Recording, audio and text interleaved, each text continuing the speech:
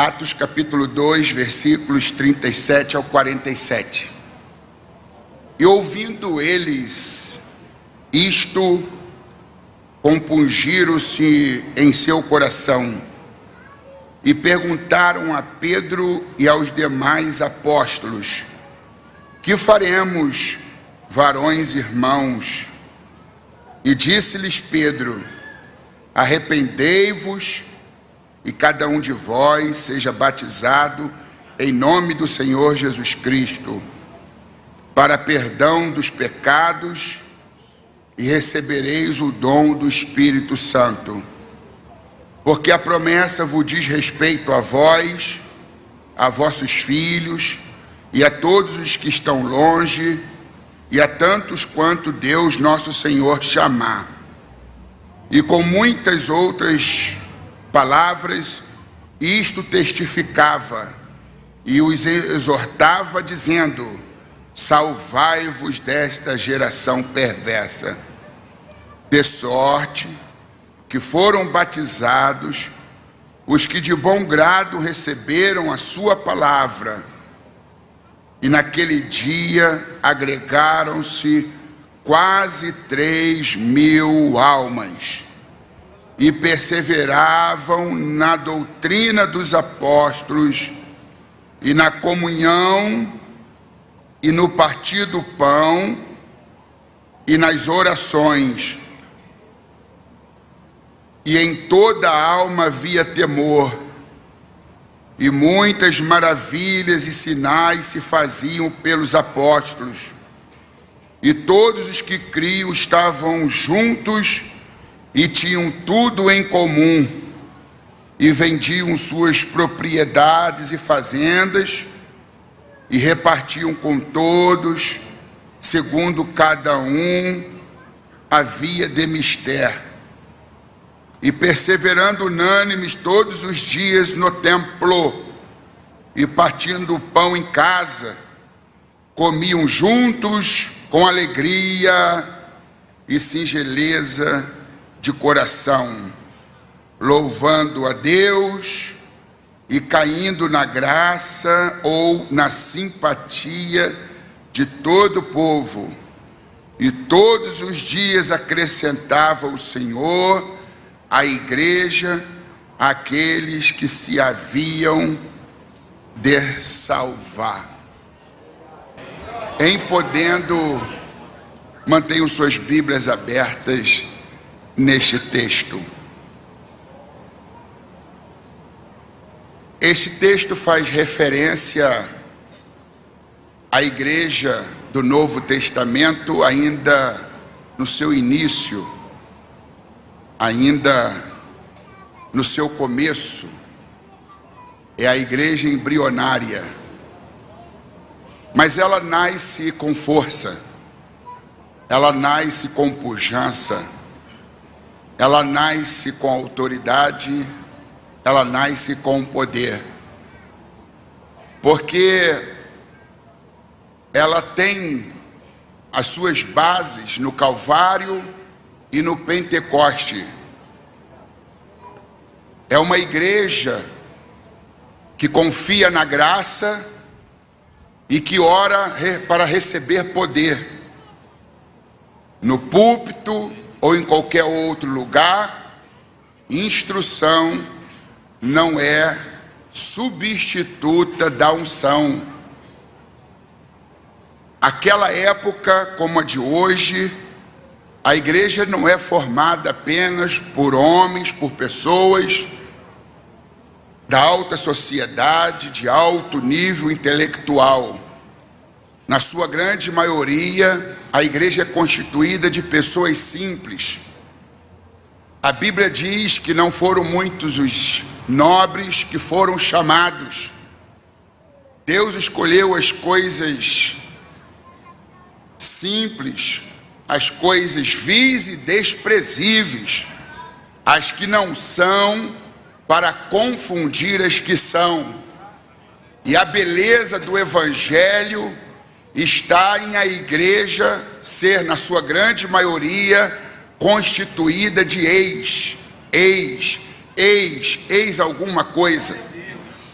grande parte dos que me ouvem tiveram a prerrogativa, o privilégio de nascerem no berço evangélico, de terem pais cristãos, mas uma outra parte significativa veio do submundo das trevas, veio dos vícios, veio das práticas as mais degeneradas, veio do último degrau social, veio das práticas pecaminosas, e isto revela o poder de Deus de regenerar o homem, de recuperar o ser humano. A Bíblia diz que onde abundou o pecado, superabundou a graça. E o que a gente vê aqui é o poder da graça. A graça de Deus transforma leões em cordeiros, transforma monstros em homens e homens em anjos. A graça de Deus tem um poder de mudar a mentalidade, de mudar o coração, de mudar a identidade, de mudar o caráter, de mudar a personalidade, de mudar o temperamento. E para fazer parte da igreja, é imprescindível que haja mudança. Mudança de mente, mudança de coração, mudança de vida, mudança de caráter. Esta igreja, diz o texto, as primeiras conversões. E ouvindo eles isto, compungiram-se em seu coração e perguntaram a Pedro e aos demais apóstolos: que faremos, varões, irmãos? A palavra está sendo pregada, e onde a palavra de Deus é pregada, a mente é confrontada, o caráter confrontado. A fé vem pelo ouvir, o ouvir a palavra de Deus. A palavra de Deus, ela produz vida, ela produz mudanças, ela produz transformação. Nós estamos aqui em razão do poder da palavra. Quando estávamos chafurdados no pecado, quando estávamos acorrentados, amarrados, aprisionados, foi esta palavra libertadora que chegou até os nossos corações. E como aqueles primeiros conversos, ou primeiros novos convertidos, eles tiveram seus corações compungidos, ou seja, o temor de Deus adentrou ao coração, e eles então começaram a perceber a sua pecaminosidade, eles começaram a perceber as suas sujidades, eles começaram a perceber-se condenados, e eles então estavam temerários, desesperados, e percebendo a iminência da condenação e de irem para o inferno, eles então falaram a Pedro e aos demais apóstolos: que faremos, pois, irmãos, diante deste convite alvissareiro, diante desta oportunidade de mudar de rumo, de mudar de direção, de mudar de vida? Então a resposta vem, e disse-lhes Pedro: arrependei-vos. O pior pecado é a perda da consciência de pecado. E não há época, tempo, período, momento, independentemente de tempo de ministério ou tempo de conversão, que nós não tenhamos que nos arrepender de alguma coisa. A igreja que parou de se arrepender, parou de crescer. O cristão que parou de se arrepender, parou de crescer. Existem muitos pecados que já fazem anos e anos dos quais nos livramos e já não temos mais problemas com eles, porque tivemos o nosso encontro com o Senhor e Salvador Jesus. Mas mesmo depois de professarmos a fé, o fato da gente estarmos neste corpo tendencioso, nesta matéria tendenciosa, até que este corpo mortal se revista da imortalidade, até que este corpo corruptível se revista da incorruptibilidade, nós teremos que lutar contra o engano, contra a mentira, contra o pecado e contra tudo aquilo que conspira contra o nosso crescimento diante de Deus e diante dos homens. Os homens mais santos foram os que tiveram mais consciência de pecado.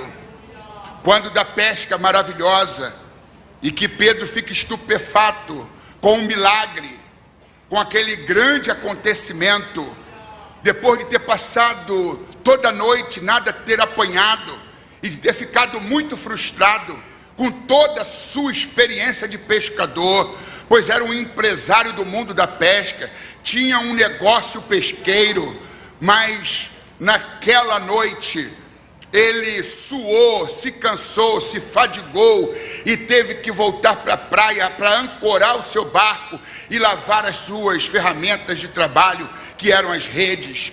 Jesus chega e contraria tudo aquilo que Pedro sabia, toda a sua capacidade acumulada ao longo da sua experiência como pescador, e diz: faz o mar alto, volte ao mar. Ele poderia ter dito: o Senhor entende de curas, milagres, ressurreição de mortos, o Senhor limpa os leprosos, mas de pesca quem entende sou eu. Mas ele vigia, nada diz, apenas obedece, desancora o barco, põe o barco na praia, rema até nas partes mais fundas e ouve Jesus dar a direção. É aqui. Talvez ele tivesse pensado: onde neste lugar eu não tenha ainda lançado a rede, mas ele está mandando lançar aqui. Então ele diz para Jesus: porque tu mandas, eu lançarei a rede. Ele lança a rede, e quando ele puxa a rede, ele não é capaz de fazê-lo, porque a rede estava abarrotada de uma quantidade exorbitante de peixes. Ele tem que acenar para os seus companheiros que estão no outro barco. Eles chegam, auxiliam Pedro, fazem um esforço descomunal, e eram tantos os peixes que ambos os barcos quase foram a pique. E depois que Jesus reencontra-se com Pedro, ele diz: afaste de mim, porque eu sou um homem pecador. Paulo, escrevendo ao seu filho na fé Timóteo, ele diz que eu não sou digno de ser chamado apóstolo, porque eu persegui a igreja de Deus. Eu sou o principal pecador. Martim Lutero, grande reformador, ele diz: o meu nome é pecador, o meu sobrenome é pecador, eu não tenho outro nome senão de pecador. Quanto mais os homens se aproximam da luz, mais eles desenvolvem capacidade de perceberem as suas más inclinações, porque diante da luz tudo se manifesta. E mesmo depois de cristãos, se a gente continuar se aproximando de Cristo e de sua palavra, nós vamos perceber o nosso egoísmo, a nossa soberbia, a nossa megalomania, a nossa prepotência, a nossa arrogância. E quanto mais a gente perceber as nossas sujidades que estão entranhadas na nossa natureza, mais possibilidade a gente terá de melhorar, de tornarmos-nos bons seres humanos, pessoas melhores, maridos melhores, esposas melhores, pastores melhores, obreiros melhores, cidadãos melhores, filhos melhores, pais melhores e pessoas melhores. Santo Agostinho, bispo de Hipona, teólogo argelino, africano, nascido na Argélia, ele diz que os justos carregam a natureza carnal, os injustos são carregados por ela. Ou seja, todos nós herdamos dos nossos primeiros pais, Adão e Eva, o pecado. Está na nossa corrente sanguínea. No Salmo 51, Davi diz: eis que iniquidade fui formado, e em pecado me concebeu minha mãe. De modo que a gente já nasce com essa natureza carnal, mas por meio da fé, no sacrifício, na morte vicária e substitutiva de Jesus na cruz do Calvário, a gente tem os nossos pecados perdoados, e nós somos regenerados, purificados, santificados. Mas enquanto a gente viver, a gente terá que confrontar essa natureza má, a gente continuará carregando a natureza carnal, diferentemente dos ímpios que são carregados pela natureza carnal. O que significa que a gente sabe colocar um freio através da palavra e da vida de oração, da vida de renúncia, tal qual Paulo escreveu quando ele estava falando aos coríntios: se eu prego o evangelho, eu não tenho do que me envergonhar, porque me é obrigado pregar o evangelho, não é uma opção, não é questão de vontade. Eu fui eleito para isto, escolhido por Deus para isto. Eu esmurro meu corpo, o reduzo à servidão, para que pregando aos outros, eu mesmo não venha ficar reprovado. E a gente vai ter que matar um leão por dia, porque essa natureza carnal, ela é feroz, selvagem, ela é agressiva. E a gente tem que estar sempre subordinado à palavra, para que a gente possa manter essa natureza calada, essa natureza sem poder de reação. E aqui, quando a palavra é pregada, o povo fica compungido, estremecido, sensibilizado. Eles percebem os danos causados por essa natureza carnal, e eles são dominados por essa natureza, mas que eles querem dominar essa natureza e não serem dominados por ela. Então eles dizem: que faremos, pois, varões irmãos? Arrependei-vos. Arrependimento significa mudar de rumo, fazer o trajeto contrário. Se você está na contramão de Deus e de sua palavra, arrependimento nada mais é do que se voltar à palavra, é mudar de rumo, de direção. E é isso que Pedro propõe, o arrependimento, mudar de rumo, mudar de direção. E eu quero aqui chamar a atenção de vocês para um tema, ainda que um pouco tardio. Nascido no Rio Grande do Sul, na cidade de Alegrete, Mário Quintana, um grande poeta e jornalista brasileiro, falecido há 10 anos, ele cunhou muitas frases e pensamentos que são pedagógicos. E uma das frases de Mário Quintana que me chamam a atenção e que é objeto de minha reflexão é exatamente Quem cuida bem do seu jardim não precisa correr atrás das borboletas. Eu vou repetir. Quem cuida bem do seu jardim não precisa correr atrás das borboletas. Quem compreendeu essa frase se habilita a citá-la comigo. Vamos tentar? Quem cuida bem do seu jardim não precisa correr atrás das borboletas. Jardim, eu quero usá-lo como uma figura de linguagem. Representa a nossa vida, representa a nossa família, mais adequadamente, dentro do contexto, representa a igreja. Tudo que a gente quer, enquanto pastores e líderes, é que os bancos, as poltronas, dentro da nave do templo, sejam ocupados por pessoas.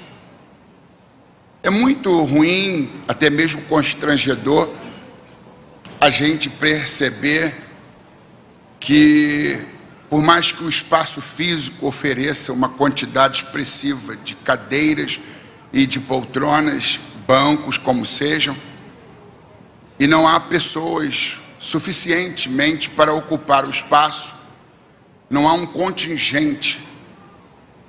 Quando a igreja está nascendo, tudo bem, mas quando a igreja ela já tem uma história, ela já tem um tempo de atuação, isto é muito doloroso para o líder, para o pastor.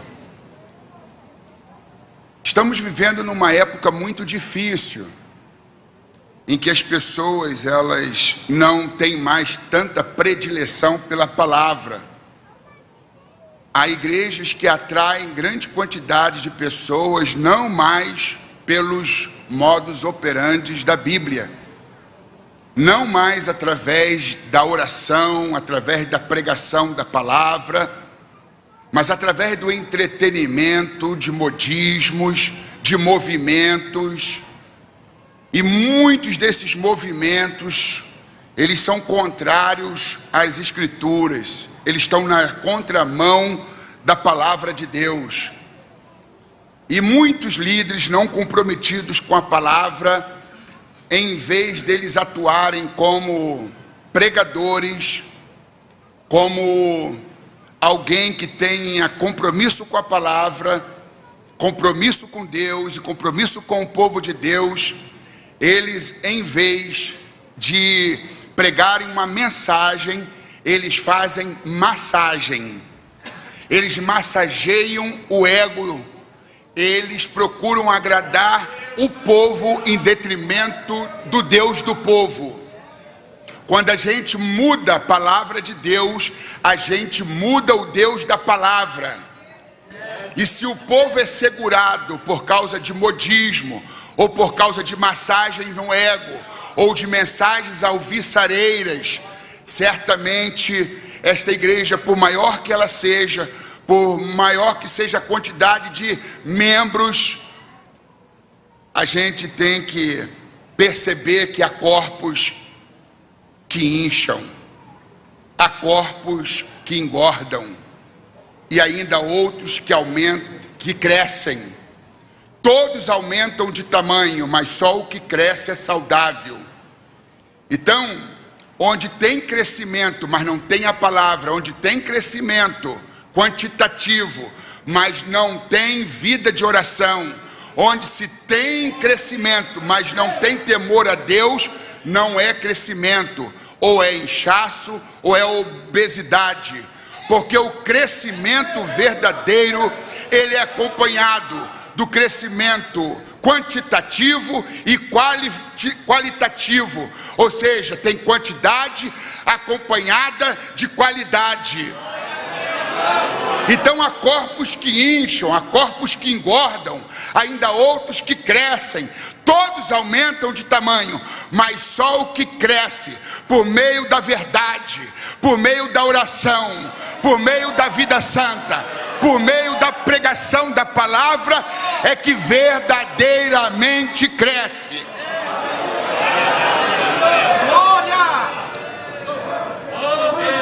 A igreja primitiva era um grande jardim. Seus apóstolos eram jardineiros. Mário Quintana diz que quem cuida bem do seu jardim não precisa correr atrás das borboletas. Porque um jardim bem regado, um jardim bem cuidado, as borboletas, elas visitam esse jardim. Elas vêm ao encontro desse jardim. Elas quererão fazer parte desse jardim.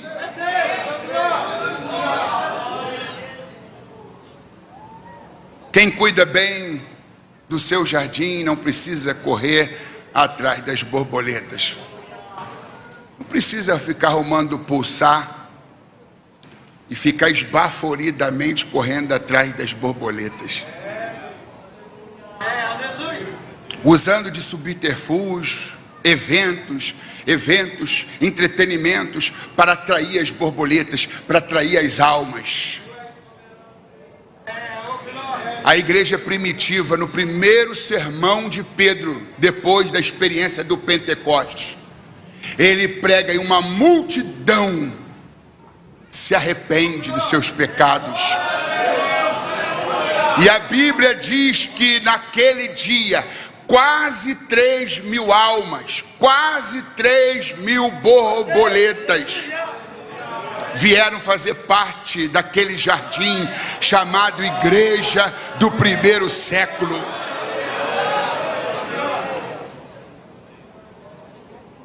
Algumas questões que têm que ser observadas para que a gente possa promover o crescimento quantitativo e qualitativo da igreja. E uma vez tendo crescido, manter a estabilidade, manter esse crescimento, promover a manutenção desse crescimento. E a igreja primitiva, longe de ser uma igreja perfeita, mas ela é um modelo de igreja. Ela é uma igreja modelo. Hoje, para fundar uma igreja, se faz um mapeamento, uma consulta naquele bairro, naquela cidade. É tipo consulta de mercado. Que tipo de igreja você quer que seja fundada, implantada aqui no bairro, nesse endereço? Alguns não respondem, os que respondem dizem uma igreja assim, assim, assim. Depois eles fazem um apanhado das informações e procuram saber o que a maioria quer. E baseado no que a maioria gosta, aí funda-se uma igreja com aquele perfil para atrair aquele tipo de público. Se não for atraído por Jesus, na verdade não está sendo atraído, está sendo traído. Nada na igreja pode nos atrair mais do que Jesus. Bendito é o nome do Senhor. Jesus é que exerce o magnetismo. Obrigado, querido. É que exerce esse poder de atração. Se você não veio para a igreja por causa de Jesus, o que ocorrer de ruim na igreja, você vai sair. Mas se você veio por causa de Jesus, você vai dar a volta por cima, você vai superar, você terá fincado raízes. E aqui, dentre tantas coisas lindas, de sorte que foram batizados que de bom grado receberam a palavra. Frequentemente a gente percebe o termo a palavra. A igreja primitiva era a igreja do Espírito, mas também a igreja da palavra. As almas eram atraídas por causa da palavra. As almas eram fortalecidas por causa da palavra. As almas eram alimentadas pela palavra. A palavra oferece enraizamento, embasamento, estrutura, envergadura, musculatura, peso, tamanho e forma.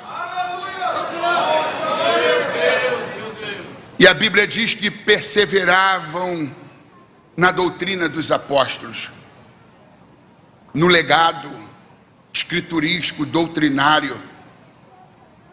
Havia uma perseverança, eles não mudavam o foco. Nada atraía aquele povo mais do que a palavra. Eles perseveravam nas doutrinas dos apóstolos. Eles tinham sede de aprenderem mais, de avançarem mais, de progredirem mais, de evoluírem mais. E eles não só perseveravam na doutrina dos apóstolos, mas na comunhão e no partir do pão e nas orações. A gente percebe hoje um êxodo, uma fuga dos cultos de oração. A oração é nada mais do que diálogo com Deus. Ore quando você tiver vontade. Ore sem vontade. Ore até ter vontade. Igreja poderosa, vitoriosa, tem olhos marejados, coração quebrantado e joelhos dobrados. Abandone a tua vida de oração e tudo mais entrará em declínio. Abandone o teu quarto de oração e a tua vida entrará em declínio.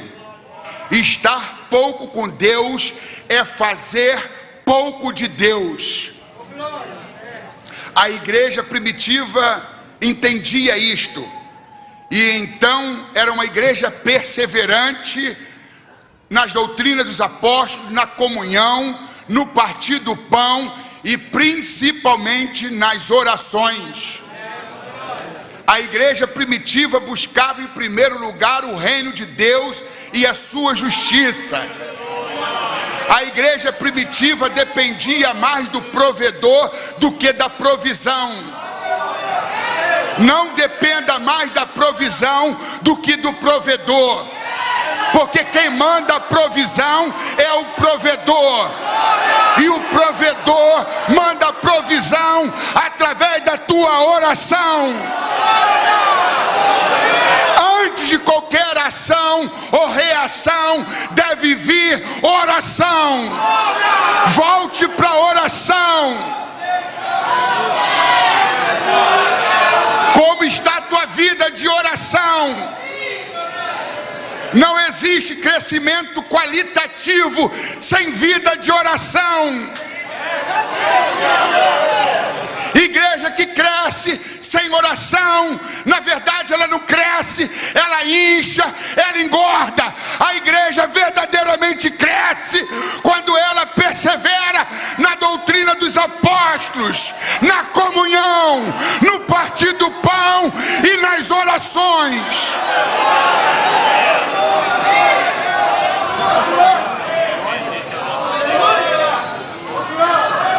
Que tipo de cristianismo você abraçou? Jesus visita Betânia na companhia dos seus discípulos. Ele adentra a casa de Marta e Maria. Marta recebe Jesus e os discípulos, os cumprimenta, os saúda e pede para Jesus se ajeitar ali na sala. Uma vez Jesus estando na sala, na casa, ela vai para o interior da casa para cuidar dos seus afazeres domésticos. Atabalhoada, agitada, estressada, ansiosa, com muitas coisas, ela tenta se desdobrar e dar conta de todas as suas tarefas domésticas. Mas ela percebe que Maria não a auxilia. Cadê Maria? Diferente de Marta, quando Maria soube que Jesus estava na casa dela, ela diz: olha, isso não acontece sempre. Isso é um privilégio muito grande. Que honra receber Jesus. Eu faço as coisas que têm que ser feitas depois. Agora eu vou me voltar inteiramente para Jesus. Eu não sei quando é que ele vai voltar. Ele vai visitar minha casa. Então toda atenção será para ele. Essa era a prioridade de Maria, Jesus. A prioridade de Marta, o ativismo, o modus facendi, o modus operacional. A ênfase estava no fazer. A ênfase de Maria estava em ser uma discípula, em se sentar aos pés de Jesus e ouvir as suas palavras. Maria se senta aos pés. Este é o lugar mais alto, aos pés de Jesus. Está querendo um lugar alto? Está procurando ascensão? Está em busca de crescimento e elevação? O lugar mais alto são os pés de Jesus. Enquanto Maria está aos pés, Marta está dando conta das atividades domésticas, mas está contrariada.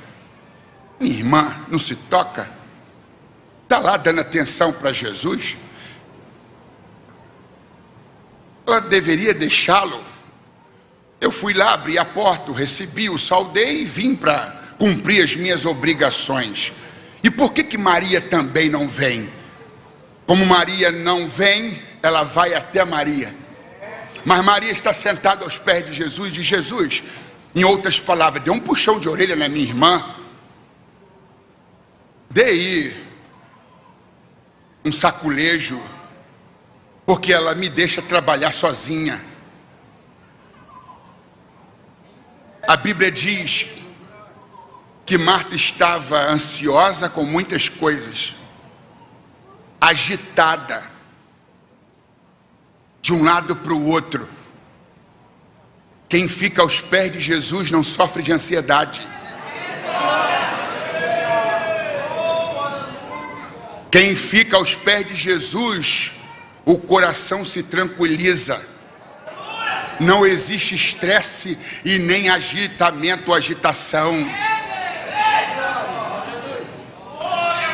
Às vezes as nossas doenças se curam é nos pés do Senhor Jesus. O cristianismo de Marta era um cristianismo operacional. O cristianismo de Maria era um cristianismo relacional.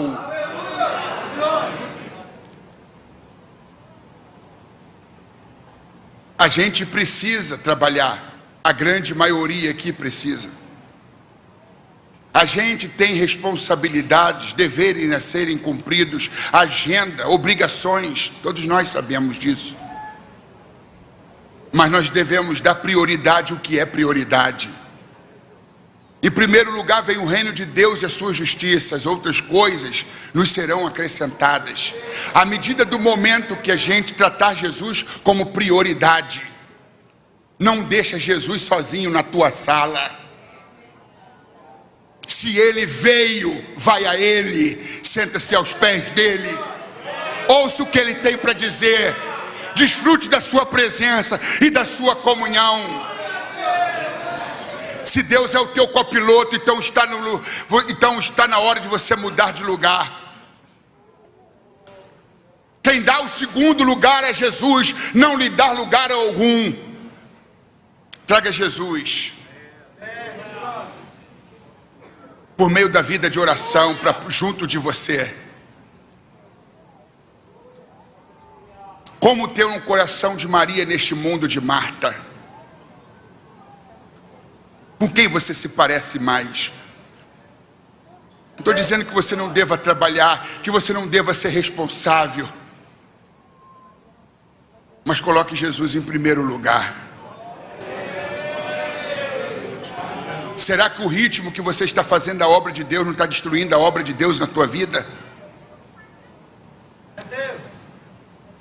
Falamos há pouco da experiência de Pedro como grande pescador.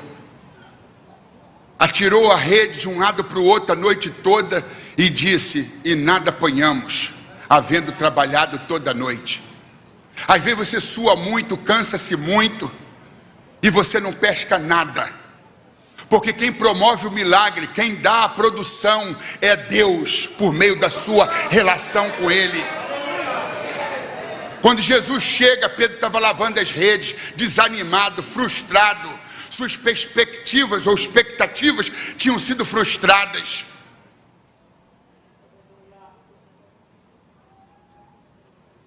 Não é a nossa capacidade, não é a nossa experiência, não é o nosso tempo de serviço, é a nossa dependência de Deus. Aprendeu a maior lição aquele que aprendeu a depender de Deus, e a oração revela essa dependência. Os autossuficientes não oram, ou oram muito pouco, porque no fundo acreditam: eu tenho experiência, eu tenho competência, eu tenho tempo de casa, eu tenho tempo de serviço. Se Jesus não puser a mão, nada acontece. A gente passa a noite toda no mar, a noite vai embora e o dia amanhece, e a gente só terá na rede algas marinhas, sujidades do mar, lixos e detritos.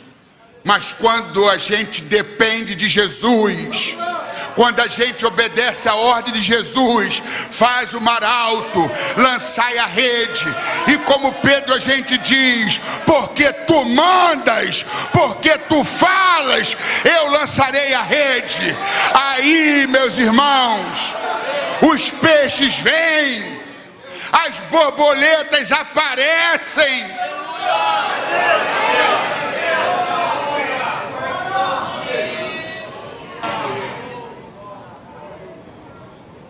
Quando a gente depende de Deus, quando a gente tem vida de oração, quando a gente obedece a palavra de Deus, as nossas redes ficam abarrotadas, os nossos barcos ficam abarrotados.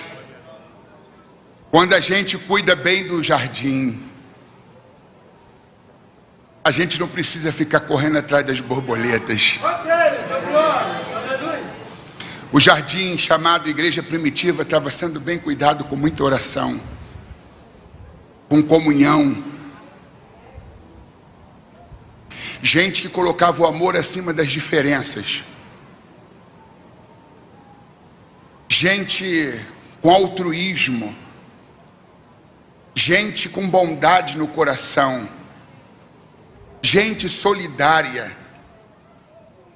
Gente que não tinha apego.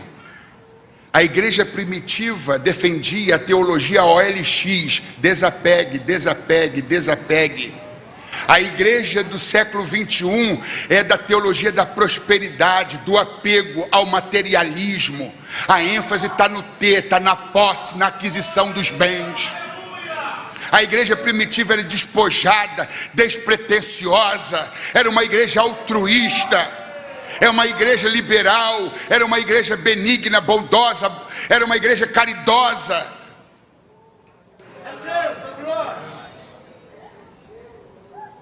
Em toda a alma havia temor, e muitos sinais e prodígios, maravilhas se faziam pelos apóstolos. O temor atrai o sobrenatural. Onde há temor, onde o povo teme e treme, e quando eu assumi esse púlpito, eu assumi este púlpito em temor e tremor.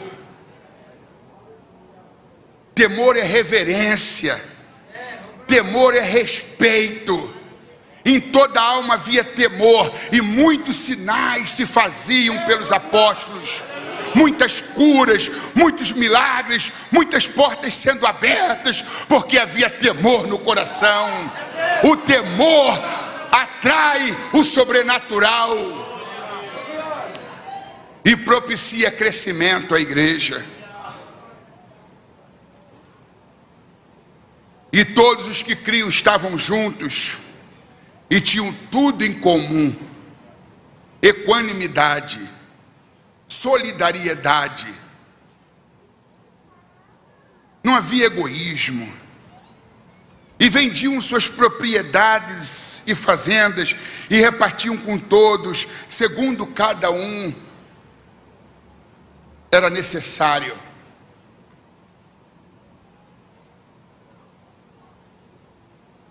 Só se sentiam bem quando viam seus irmãos bem. Fazer o bem faz bem. Ser bom é um bom negócio. Se precisar de mim, olha a filosofia da igreja primitiva: nem precise me chamar, me chame sem pensar.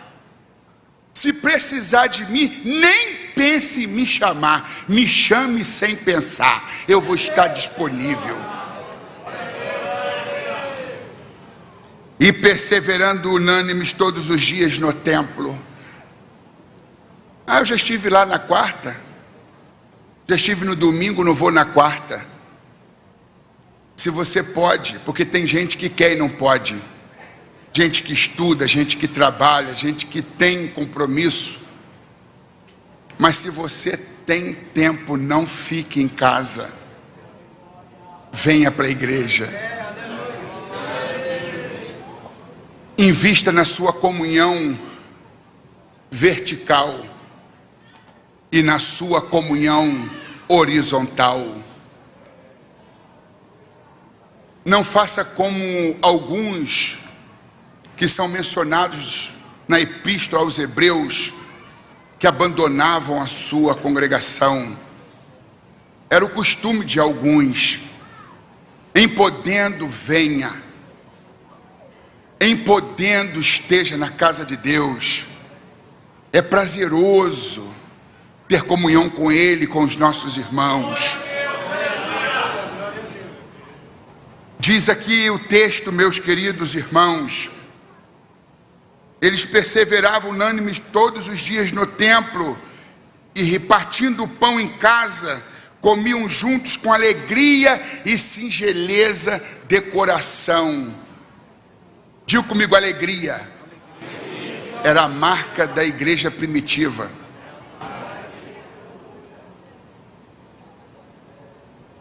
Comiam juntos com alegria e singeleza de coração. Quem quer participar de uma igreja onde não existe a alegria, onde a tristeza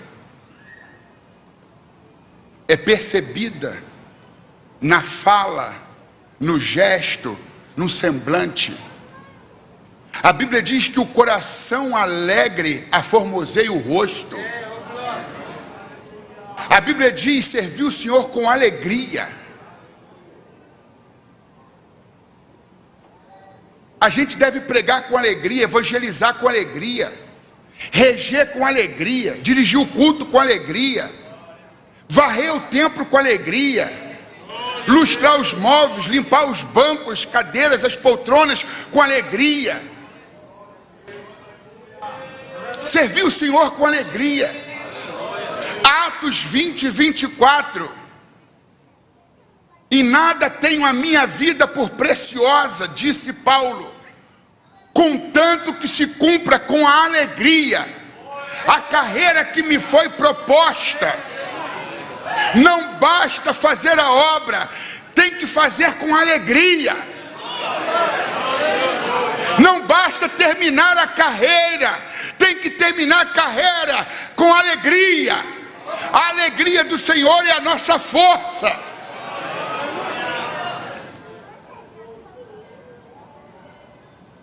Alegrei-me quando me disseram: vamos à casa do Senhor. Não é deixar para se alegrar aqui, é já sair de casa dizendo: eu não vejo a hora de congregar, eu não vejo a hora de estar lá, eu não vejo a hora de Deus se manifestar naquele lugar. Alegrei-me quando me disseram: vamos à casa do Senhor. Um teólogo jesuíta francês chamado Pierre Teilhard de Chardin, ele diz que a alegria é a maior evidência da presença de Deus. Havia alegria naqueles irmãos. Quando o mundo, a sociedade, os vizinhos perceberem que esta alegria flui nesse lugar, que esta alegria está nas nossas casas, que esta alegria faz parte do nosso casamento, que esta alegria faz parte do nosso dia a dia, que esta alegria está no nosso coração. O mundo é um mundo depressivo, o mundo está triste, o mundo quer conhecer essa alegria.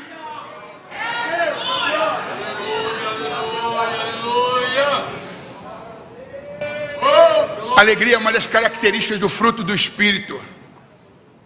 Gálatas capítulo 5, versículo 22. O fruto do Espírito é amor, gozo ou regozijo, gozo ou alegria, paz, bondade, benignidade, longanimidade, fidelidade, fé, mansidão, temperança ou domínio próprio. Se não há alegria na tua vida cristã, então existe algum vazamento no seu cristianismo.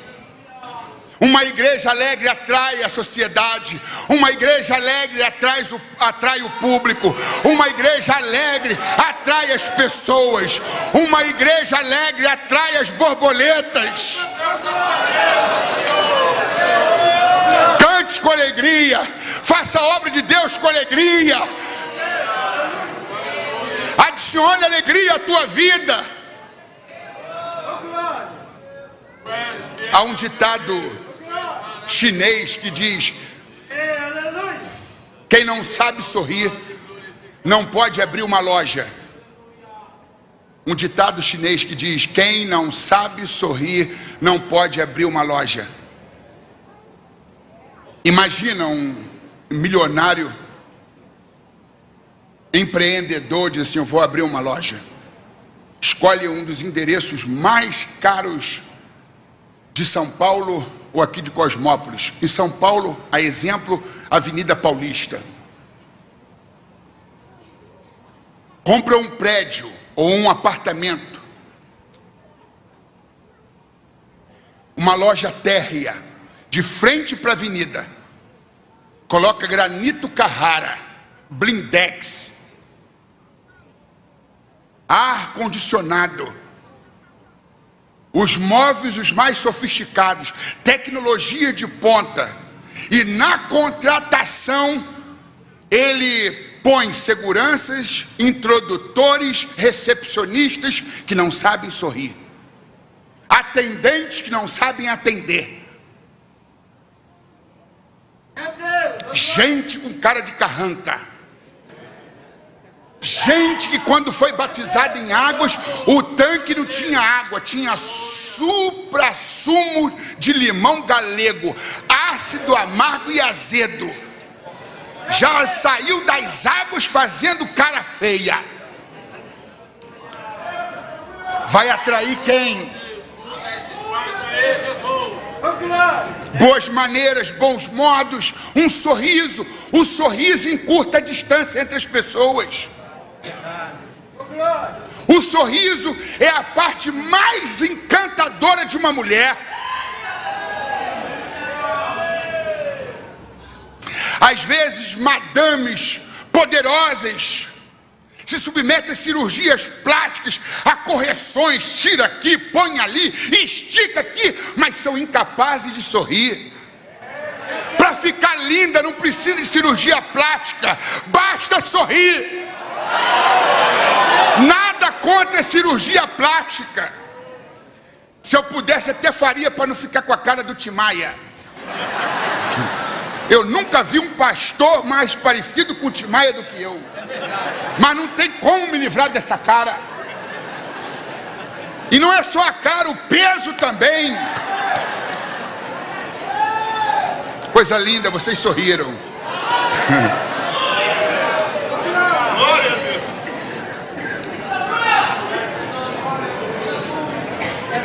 Deus. Se quem não sabe sorrir não pode abrir uma loja, quem não sabe sorrir não pode abrir uma igreja. Oh, meus irmãos, a Bíblia diz que o povo caía na graça da igreja. Qual é a tradução? A minha diz, caindo na graça de todo o povo. Qual é a tradução aqui no púlpito, aí na nave da igreja, que diz, caindo na simpatia de todo o povo? É Deus, é. Alguém que tem essa tradução? Caindo na simpatia? Faça assim, por favor. Caindo na simpatia. Amém. Caindo na simpatia. A igreja primitiva era uma igreja simpática. Era uma igreja agradável, cordata, alegre, feliz. O povo caía na simpatia. O povo diz, já foi lá? Não, tu tem que ir. Mas que simpatia. Já começa na porta. A recepcionista, o introdutor, o porteiro, o pastor, os obreiros, as irmãs, eles são convidativos, eles têm um magnetismo, eles têm uma forma encantadora de abordar. Volte sempre. Chega um visitante, eles percebem que nunca esteve ali antes, convida para sentar do lado. Se está sem Bíblia, empresta a Bíblia. Se está com dificuldade de achar o texto, procura o texto e auxilia o visitante, o membro, o novo convertido, o recém-chegado. Desça a tua graça aí, Deus. A simpatia está no uso de eufemismos. Eufemismo é um termo que significa dizer algo ou fazer alguma abordagem de uma forma que não ofenda, de uma forma agradável, simpática e cordata. Suponhamos, eu tenho um filho especial de 18 anos que tem idade mental de 8 por conta da craniosinostose e de uma síndrome chamada síndrome de Carpenter. Há 30 anos no Brasil se referiam às pessoas com deficiência mental como mongoloides, débeis mentais, eram os termos. Aí o eufemismo para débil mental qual é? Portador de necessidades especiais. Portador de necessidades especiais. Pensa aí, o pai de um filho especial, vendo as pessoas se referirem ao meu filho como mongoloide débil mental. Hoje não. Substituir esses termos agressivos em portador de necessidades especiais. Fica bom para o meu filho, fica bom para mim. A simpatia está na maneira da gente falar com as pessoas. Tem gente que não fala, grita.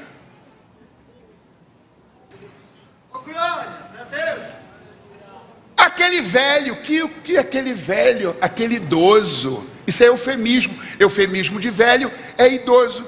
Velho fica agressivo, idoso fica mais brando. Salomão escreveu em Provérbios 15, versículo 1: a palavra áspera suscita ira, a palavra branda afugenta o furor.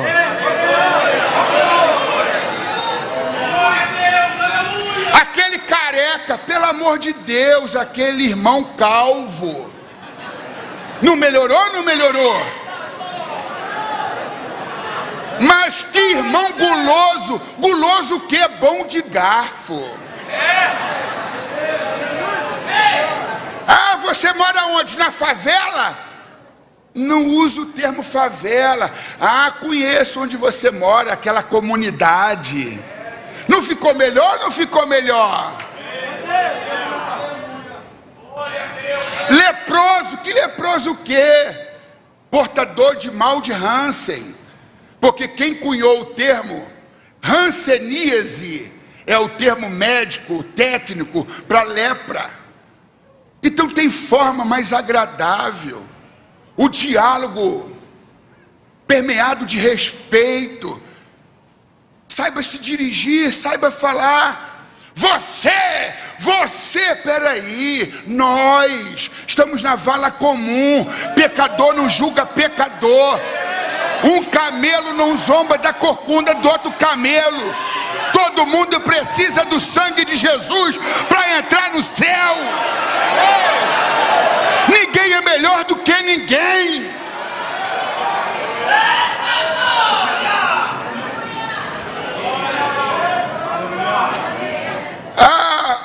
Tá sabendo que o irmão é catador de lixo?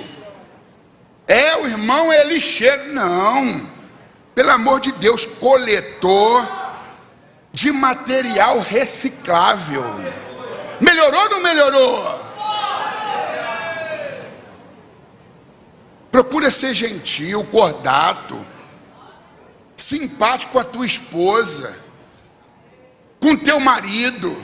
Ô pai, melhora a forma de você se dirigir aos teus filhos. Ô mãe, procure as melhores palavras para se dirigir à sua filha.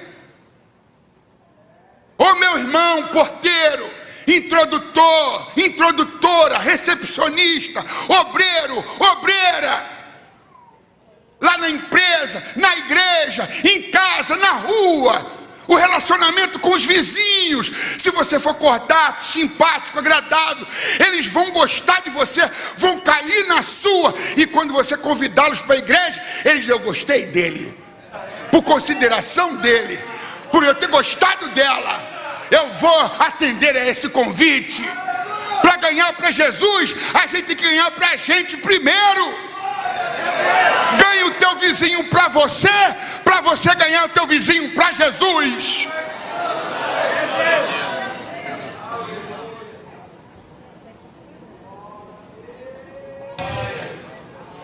Pitágoras foi um filósofo e matemático grego. Ele viveu entre os anos 571 e 500 anos antes de Cristo. E ele deixou em forma de legado um pequeno curso de relações humanas, ou um curso rápido de relações humanas. Pitágoras fala qual é a palavra menos importante. Sabe o que ele diz? A palavra menos importante é eu. Esta é a palavra menos importante. Conhece gente que diz assim: porque eu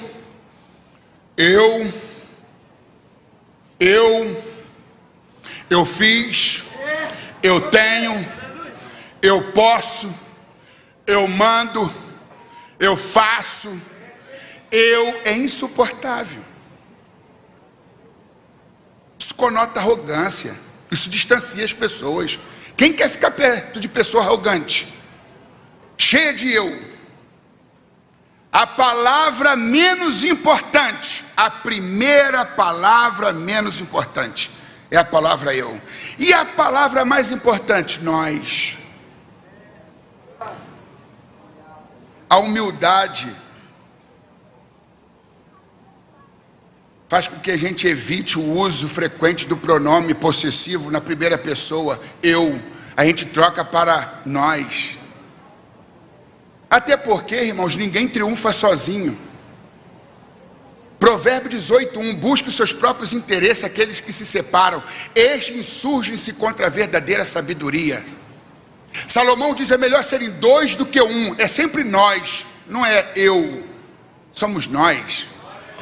É melhor serem dois do que um, porque tem melhor pago o seu trabalho, porque se um cair, o outro levantará o seu companheiro, mas um cordão de 3 dobras não se quebra tão depressa. A igreja é um corpo. A igreja faz apologia ao espírito de equipe, ao colegiado, à unidade, à união, nós e não eu.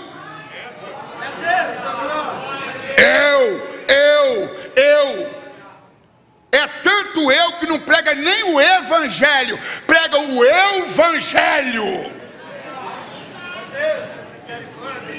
Nunca se ache demais, porque tudo que é demais sobra, tudo que sobra vira resto, e todo o resto vai para o lixo, menos, não é eu, não sou eu, somos nós. A palavra menos importante eu, a palavra mais importante nós. As duas palavras mais importantes, muito obrigado. Você é agradecido? Ou você se ofende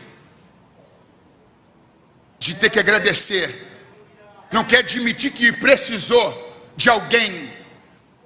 Muito obrigado. São palavrinhas mágicas, se usadas com frequência, melhora o nosso relacionamento. É um curso rápido de relações humanas, ensinado por Pitágoras, filósofo matemático grego, que viveu entre os anos 571 a 500 anos antes de Cristo. A palavra menos importante eu, a palavra mais importante nós. As duas palavras mais importantes, muito obrigado. As 3 palavras mais importantes, está tudo perdoado. Porque tem gente que não perdoa, não. Nutre ódio, mágoa, rancor, raiva, ressentimento. A palavra foi dita 15 anos atrás, o entreveiro aconteceu há 8, mas ainda hoje tem essa porta, tem aquela, terminando o culto, mesmo depois da Santa Ceia. Se ela passar por lá, eu passo por cá. Se passar por lá, eu passo por lá. A terceira palavra mais importante, está tudo perdoado. Perdoar é libertar um prisioneiro e depois descobrir que o prisioneiro era você. Perdoar é permitir que a pessoa que te ofendeu renasça na história da sua vida.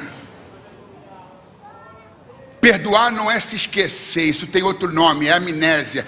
Perdoar é se lembrar da ofensa e do ofensor e não sentir mais dor. Está perdoado. Meu coração está sarado. Assim como Cristo me perdoou, eu também perdoei. As 4 palavras mais importantes. Qual é a sua opinião? Qual é sua opinião? Sem absolutismo. Na multidão de conselheiros a sabedoria. Um homem pode saber mais do que muito, mas não sabe tanto quanto todos. Ninguém é tão leigo que não possa ensinar, e ninguém é tão sábio que não precise aprender. Então qual é a sua opinião? Convide a mulher para participar das escolhas, das decisões. Valorize o espírito de equipe, o colegiado. Respeite o outro, o integrante. Qual é a sua opinião? Mesmo que eu te convença que a sua opinião não é tão boa quanto a que eu detenho, mas eu vou te ouvir, eu vou te escutar, eu vou respeitar a tua forma de pensar. Qual é a sua opinião? As 5 palavras mais importantes. Você fez um excelente trabalho. Eu aprendi que nas Assembleias de Deus não pode elogiar, porque se elogiar estraga. Não elogia não, finge que não viu, que não reparou, não elogia não, que vai ficar soberbo, vai estragar. Criticar pode, elogiar não. Elogie sim, continue assim, meu irmão, está sendo um exemplo e fonte de inspiração. Vai nessa tua força, minha irmã, Deus é contigo. Deus não vai se esquecer do vosso trabalho, grande será o teu galardão. Continue fazendo com amor, com humildade, continue fazendo o que você vem fazendo com excelência, para a glória de Deus, como diz a Bíblia: quer comais, ou quer bebais, ou façais qualquer outra coisa, fazei tudo para a glória de Deus. As 6 palavras mais importantes, eu quero tentar entender você melhor. A primeira lei da vida, segundo Voltaire, um sábio francês, um filósofo francês, diz que a tolerância é a primeira lei da vida, já que todos nós temos erros e defeitos. Eu vou tentar entender você melhor. Abre espaço para tolerância. Seja paciente. Seja cordato. Imagina vocês uma igreja onde tem respeito, onde as pessoas não se colocam acima das outras, onde há simpatia, onde há amor, onde eles têm sede da palavra, onde eles vivem em comunhão, onde tem oração. Irmãos, as borboletas virão. O crescimento e a manutenção do crescimento é uma questão de consequência. A igreja primitiva era uma igreja simpática, mas tem igreja que é antipática, tem igreja que é apática, fria, glacial, gelada, sem ação, sem atitude, sem ânimo, apatia, igreja apática. E existem igrejas, irmãos, que são psicopáticas. As pessoas até sorriem, mas elas ocultam uma maldade extremada no coração. Dão tapinhas no ombro e abraçam, mas só para poder saber onde é o melhor lugar para enterrar a faca.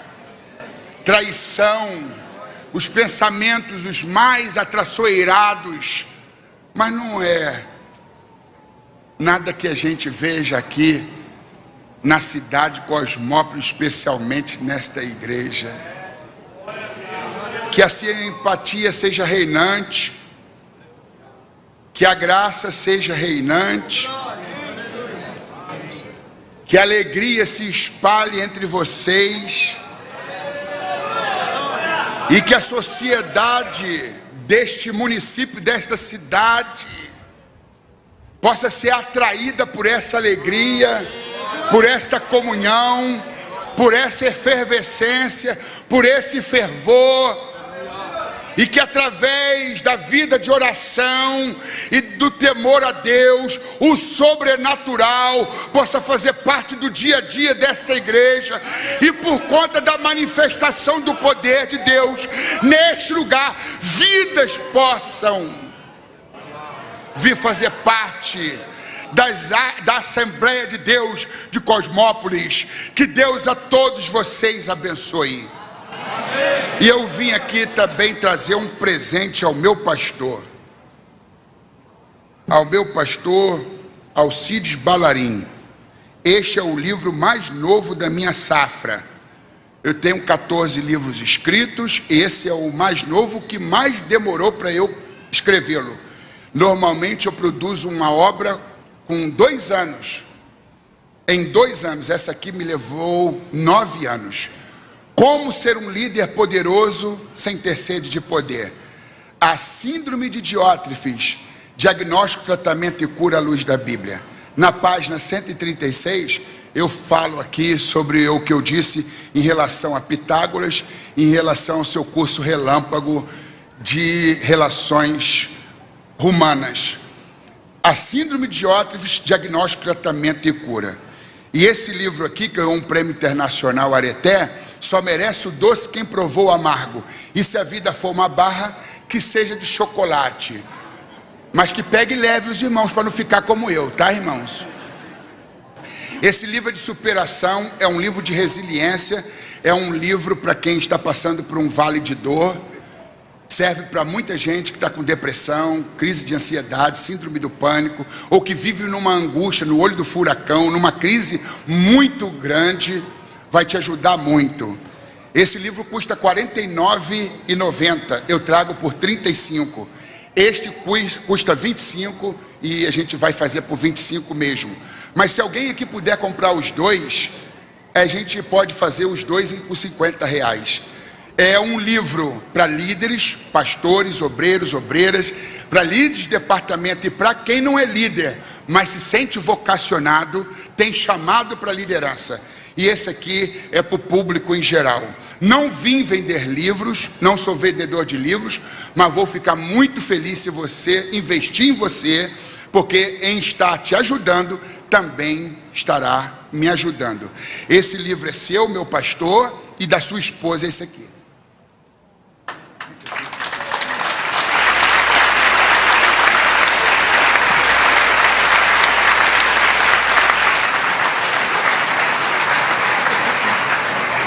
Graças a Deus. Eu creio que Deus tem falado com alguém nesta noite aqui. Melhor dizendo, Deus tem falado com todos nesta noite. Então guarde essas palavras, siga, pratique e seja cada vez mais abençoado. Irmão Levi, canta um corinho enquanto os diáconos preparam a mesa aqui para a Santa Ceia. Você fica em espírito de oração e Deus está fazendo milagres aqui nesta noite. Que este milagre aconteça na sua vida também nesta noite, em nome de Jesus. É só você crer. Se creres, verás a glória de Deus. E Jesus também disse...